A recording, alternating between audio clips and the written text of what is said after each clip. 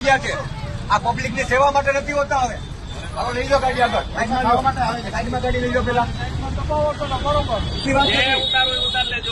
પોતાની ગાડી પેલા સાઈડમાં રાખો ને પછી પબ્લિક ની ગાડી કરજો. કેટલાને હેરાન કરે છે બોલજો. આ બેન બધા બોલજો. આ બધા પોતાની રીતે આ પોતાનું જયારે આવે ને પોતાની રીતે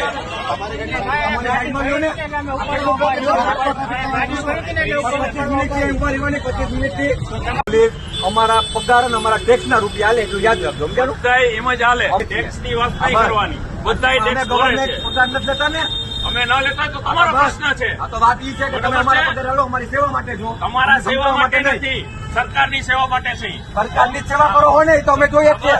સરકારની તિજોરી આવો તમને ગાડી બતાવું. 2023 માં એક્સપાયર થઈ 2023 વખતનું. વાહ વાહ, હાચો પૈકા આ ઇન્સ્યોરન્સ નથી. આ ગાડીનું ઇન્સ્યોરન્સ ફોન પકડતા એટલે પબ્લિક ના 700 રૂપિયા લૂંટવા માટે આખી સ્વરૂપે રાક્ષસ રૂપિયા આવે છે. અને ખાલી નો પાર્કિંગ ના ચાર્જમાં 700 રૂપિયા. ગાડી ટોઈંગ કરવામાં આવી નથી. ગાડી ટોઈંગ કરવામાં આવી નથી. 500 રૂપિયા દંડ છે પબ્લિક ને.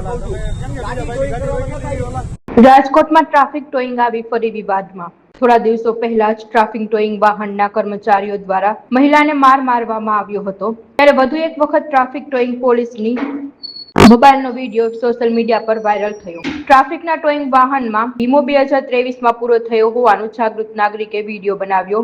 જાગૃત નાગરિકોએ ટ્રાફિક પોલીસના સવાલો પૂછતા ટોઈંગના પોલીસ જવાનો ભાગ્યા. રાજકોટમાં ટ્રાફિક ટોઈંગની સતત દાદાગીરી સામે આવી રહી છે. લોકો પાસે વાહન પુરાવાઓ માંગતા પોલીસ પાસે સરકારી ગાડીઓ પાસે નથી વીમો અને ડોક્યુમેન્ટ. સમગ્ર ઘટનાનો વિડીયો હાલ સોશિયલ મીડિયા પર વાયરલ થયો. રાજકોટના વકીલ અંકિત સોદરવાએ વિડીયો મામલે પોલીસ કમિશનરને અરજી કરી. હું એડવોકેટ અંકિત કુમાર સોંદરવા. આ વિડીયો બનાવવાનો કોઈ ઉદ્દેશ્ય નહોતો કે હું પોતે ત્યાંથી ચાલીને જતો હતો ત્યારે એક મહિલા કે જે રિક્વેસ્ટ કરે છે કે મારી પાસે ઓનલાઈન પૈસા છે, છતાં ટોઈંગ વાળા ઓનલાઈન પૈસા લેવાની ના પાડે છે કે મારા ડ્રાઈવરના ખાતામાં નાખી દો. એટલે જે કોઈ ઓથેન્ટિક વસ્તુ નથી. આ વસ્તુ જયારે મારા નજરમાં આવી ત્યારે મેં સાહેબને જાણ કરવામાં આવી તો સાહેબ દ્વારા એવું કહેવામાં આવ્યું કે તમે કોણ છો.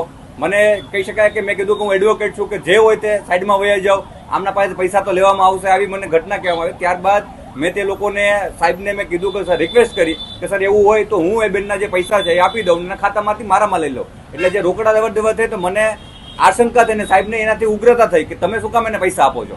એ પૈસાથી ઉગ્ર થઈને તે મારી સાથે વાત કરી. ત્યારે તમામ પબ્લિક ભેગી થઈ અને જે ઘટનાઓ આપણે અવારનવાર જોઈએ છે કે રાજકોટમાં હોય, અમદાવાદમાં હોય, સુરતમાં હોય, તમે ઘટિયામાં જે પોલીસ છે, ટ્રાફિક પોલીસ છે, તે જયારે દમન કરતી હોય ત્યારે પબ્લિક એક થવાની કામ કરતું હોય છે. ત્યારે પબ્લિક એક થઈને જયારે કહેવાય કે તમામ લોકોએ જોયું ત્યારે અમારે જાણમાં આવ્યું કે જે ટોઈંગ વ્હીકલ છે તેનો પણ પોતાનો વીમો નહોતો. તો જે પોતાના જ કહી શકાય કે પોતાની જીવ ઉપર આવે છે ત્યારે એને કોઈ પણ નિયમો લાગુ નથી પડતા. અને જયારે આપણા પર આવે ત્યારે નિયમો લાગુ પડે છે. અને ત્યારબાદ તે વિડીયો ઉતારવામાં આવ્યો અને ત્યારે જયારે વાયરલ કરવામાં આવ્યો ત્યારે સ્પષ્ટપણે જયારે મેં કીધું છે કે પબ્લિક હેરાન થાય છે ત્યારે સાહેબ ચોખ્ખા એ શબ્દોમાં વિડીયોમાં પણ છે બોલે છે કે પબ્લિક હેરાન થતી હોય તો ભલે થાય. અને ત્યારબાદ બીજા સર મેં શબ્દ કીધું કે સાહેબ તમે અમારી સેવા માટે છો ત્યારે તે ઓછો અવાજમાં એવું બોલે છે કે અમે સરકારની સેવા માટે છીએ. અમે આની રજૂઆત જયારે જ અમે છે કે કોઈ પણ સીપી સાહેબને તમામ લોકોને કરેલી છે કે ભાઈ તમે ટોઈંગ જે કોઈ પણ છે જે ટીઆરપી જે વાહન છે તેનું કામ માત્ર ને માત્ર ટ્રાફિકને હળવું કરવાનું છે. પણ આપણે અવારનવાર જોયું છે કે કોઈ પણ ચોકડીએ જઈએ, કેકેવી સર્કલ હોય, ઇન્દિરા સર્કલ હોય કે આપણે પછી કોઈ પણ રિંગ રોડ હોય, નવો રિંગ રોડ હોય ત્યારે તે લોકો ઉઘરાણા કરતા હોય છે, આપણી નજરની સામે આવતું હોય છે.